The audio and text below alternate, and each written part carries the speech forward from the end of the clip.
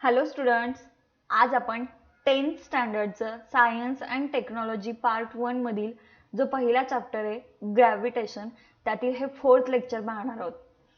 बघा, याआधी आपण 3 लेक्चर्स पाहिलेले आहेत. आजच्या लेक्चरमध्ये आपण पाहणार आहोत inverse square law of gravitation.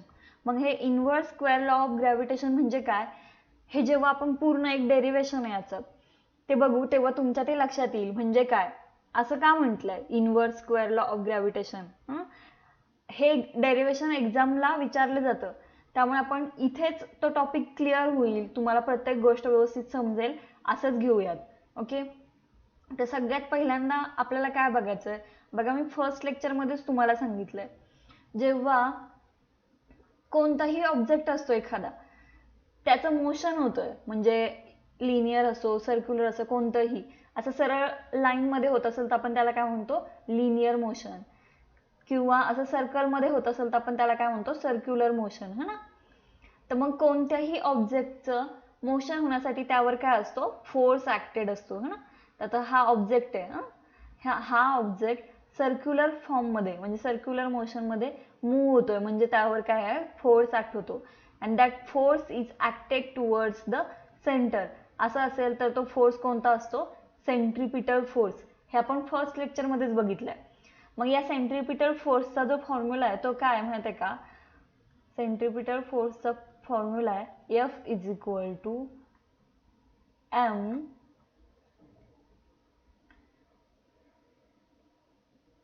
V square R. काय, F is equal to M V square R. बघा, हा फॉर्म्युला तुम्हाला पाठच करायचा आहे, कारण आपल्याला जे डेरिव्हेशन सॉल्व करायचं आहे प्रूव्ह करायचं आहे ते ह्याच फॉर्म्युलावर आहे. म्हणून तर सेंट्रिपिटल फोर्सचा फॉर्म्युला आहे M V square by R. मग इथे एम काय आहे, एम आहे त्या ऑब्जेक्टचं mass. M is a object of that mass. V आहे स्पीड, म्हणजे तो ऑब्जेक्ट ज्या स्पीडनं, ज्या कॉन्स्टंट स्पीडनं सर्क्युलर मोशन करतो तो स्पीड. आणि R is a distance of that object from centre. R म्हणजे सेंटर पासून त्या ऑब्जेक्टचं असलेलं डिस्टन्स आहे. कळालंय. मग आता हे मी कशासाठी सांगितलं तर बघा, inverse square law of gravitation काय सांगतोय, न्यूटनने असं म्हटलं की कन्सिडर करा आपला जो सोलार सिस्टीम आहे त्यामधील हा जो सन आहे सूर्य, त्याभोवती प्लॅनेट इन सर्कलमध्ये काय करतात रिव्हॉल्व होतात, फिरतात. म्हणजे असं कन्सिडर करा की planet is revolving around the sun in a circle. Okay, in a circle. The force acting on planet काय आहे ना, centripetal force directed towards the sun. Okay, मग सेंट्रिपिटल फोर्सचा फॉर्म्युला मी तुम्हाला आत्ताच सांगितला, काय आहे force is equal to M V square divide by R. मग इथे एम काय असणार आहे, हा जो प्लॅनेट आहे आपण कन्सिडर केला समजा आपली अर्थ, तो रिव्हॉल्व करतोय म्हणजे फिरतोय, पृथ्वी फिरते सूर्याभोवती. The force acting on that planet कोणता असणार आहे centripetal force directed towards the sun. मग यम त्याचा काय मास आहे, ह्या प्लॅनेटचं यम काय मास आहे. मग व्ही तो एका युनिफॉर्म स्पीडनं, युनिफॉर्म कॉन्स्टंट स्पीडनं तो फिरतोय, आणि तो स्पीड किती धरला आपण V, we consider V speed. आणि R is a distance of that planet from sun. R काय असणार आहे त्या प्लॅनेटचं सन पासून असलेलं डिस्टन्स. कळालंय. एम प्लॅनेटचं मास आहे, व्ही हा प्लॅनेट एका कॉन्स्टंट व्हेलॉसिटीने स्पीडने सूर्याभोवती सनभोवती रिव्हॉल्व करतोय तो स्पीड. आणि R is a distance of between planet and sun. मग बघा, आपण लहानपणापासून शिकलोय speed is equal to distance upon time. Okay, मग इथे स्पीड आपण काय धरलंय व्ही आहे ना, uniform speed of planet. V is equal to मग काय येणार डिस्टन्स अपॉन टाइम. आता डिस्टन्स काय असणार बघा, हा प्लॅनेट आहे तो सूर्याभोवती सनभोवती पूर्ण एक सर्कल कंप्लीट करतोय. सर्कल म्हणजे काय, हा पूर्ण सर्कम्फरन्स कंप्लीट करतो, एवढा डिस्टन्स कंप्लीट करतो है ना. आणि मग सर्कम्फरन्सचा फॉर्म्युला आपल्याला माहिती आहे काय, 2πr. म्हणजे काय, हा प्लॅनेट एक पूर्ण एवढा सर्कल कंप्लीट करतोय आणि त्याचा फॉर्म्युला आहे 2πr सर्कम्फरन्स. एवढं तो डिस्टन्स कव्हर करतोय. आणि मग एवढं पूर्ण सर्कल, एवढं डिस्टन्स कंप्लीट करण्यासाठी त्याला जो टाइम लागतो तो आहे पिरियड ऑफ रिव्हॉल्युशन. आपण याआधी पण बघितलंय कशामध्ये, केपलर्स थर्ड लॉ मध्ये है ना. म्हणजे ह्या प्लॅनेटला ह्या पॉइंट पासून निघून पुन्हा पूर्ण फेरी मारून त्याच पॉइंटला येण्यासाठी जो टाइम लागतो त्याला आपण काय म्हणतो, पिरियड ऑफ रिव्हॉल्युशन. जो टाइम तो आपण काय कन्सिडर केलाय, टी. म्हणजे व्ही ची व्हॅल्यू काय मिळाली आपल्याला, 2πr/t. सपोज आपण ह्या इक्वेशनला नंबर 1 देऊया आणि ह्या इक्वेशनला देऊया नंबर 2. मग आता आपल्याला काय मिळाली, व्ही ची व्हॅल्यू मिळाली, ती आपण इक्वेशन नंबर 1 मध्ये टाकू शकतो, हो की नाही. मग त्यानुसार काय येणार, force is equal to m. आता व्ही च्या जागी आपण काय टाकणार, इक्वेशन त्याची व्ही ची व्हॅल्यू इक्वेशन मध्ये 2πr/t डिवाइड बाय r आणि ह्या ब्रॅकेटचा स्क्वेअर. मग हे आपण जर सॉल्व केलं ब्रॅकेट तर काय मिळणार आपल्याला, m. आता ह्या पूर्ण ब्रॅकेटचा स्क्वेअर आहे म्हणजे ह्या सगळ्या यांचा काय होणार, स्क्वेअर होणार. म्हणजे 2 चा square 4 into pi square into काय येणार, r square divide by T square divide bye हा आपला पहिला r. आता बघा हा एक r आणि ह्या r स्क्वेअर मधला एक r काय काय होणार, कट होणार, कॅन्सल होणार. मग आपल्याला फोर्सचा फॉर्म्युला काय मिळतोय, 4m पाय स्क्वेअर.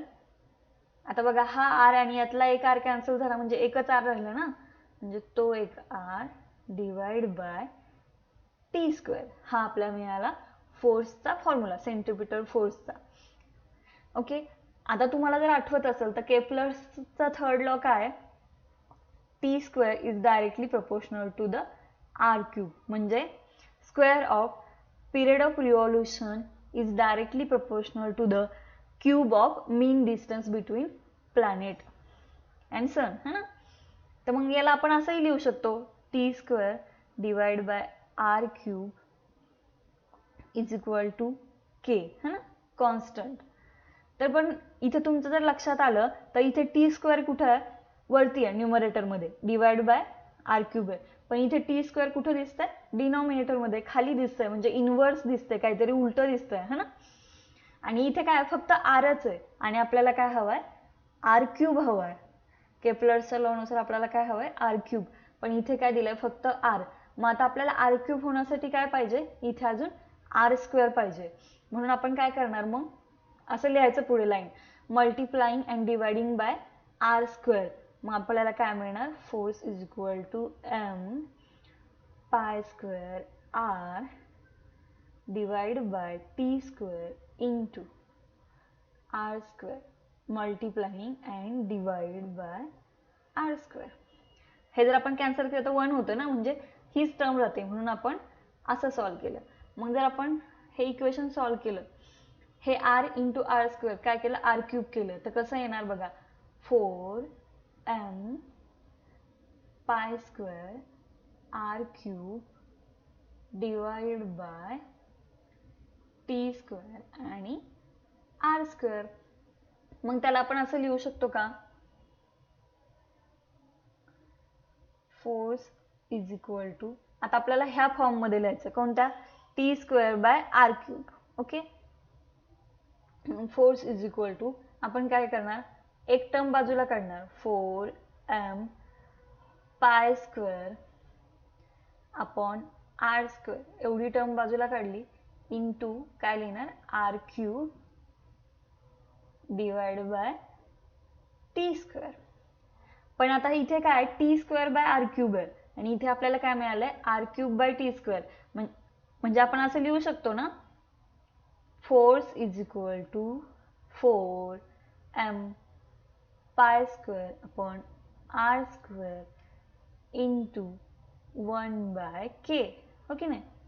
कारण हे इनवर्स आहे. म्हणजे बघा समजा हा के इकडं आला तर काय येणार 1 divide by K is equal to R cube divide by T square. बरोबर, हेच इथे बघा R cube divide by T square म्हणजे काय 1 बाय के. ही व्हॅल्यू आपण हे केप्लर्सच्या थर्ड लॉ नुसार इथे टाकली के ची व्हॅल्यू. मग आपल्याला फोर्स मध्ये काय मिळालंय 4m पाय स्क्वेअर अपॉन के आर स्क्वेअर. पण बघा आता इथं 4 काय नंबर आहे, m काय मास ऑफ अ प्लॅनेट जो काय कॉन्स्टंट असतो, पायची व्हॅल्यू कॉन्स्टंट आहे, के ऑल्सो कॉन्स्टंट. मग काय फक्त राहिला आर डिस्टन्स है ना, तो काय व्हेरिएबल आहे. म्हणून आपण असं लिहू शकतो force is equal to 4m pi square upon K into 1 upon R square. म्हणजे force is equal to constant into 1 upon R square. म्हणजेच force is inversely proportional to the R square. R काय distance between the planet and sun. म्हणजे काय म्हणतं की जेवढं planet आणि सन ग्रह आणि सूर्यामधलं डिस्टन्स वाढत आहे तेवढा सेंट्रिपिटल फोर्स काय होणार कमी होणार. म्हणजेच इनवर्स स्क्वेअर लॉ. लक्षात आलंय का, हे काय डिस्टन्सचा स्क्वेअर आहे आणि कसं आहे इनव्हर्सली प्रोपोर्शनल आहे. म्हणून त्याला काय म्हटलं जातं inverse square law of gravitation. Okay, लक्षात आलं का, हेच आपण आज बघितलंय. हे डेरिव्हेशन तुम्हाला 3 किंवा 4 मार्क्ससाठी विचारलं जात आहे. अगदी सोपं आहे, काहीच नाही. तिथे लिहायचं तुम्हाला की consider a planet revolving around the sun in a uniform circular motion. Okay, having speed किंवा सर्क्युलर कॉन्स्टंट सर्क्युलर स्पीड किती v, planet having mass m आणि distance between the sun and planet is r.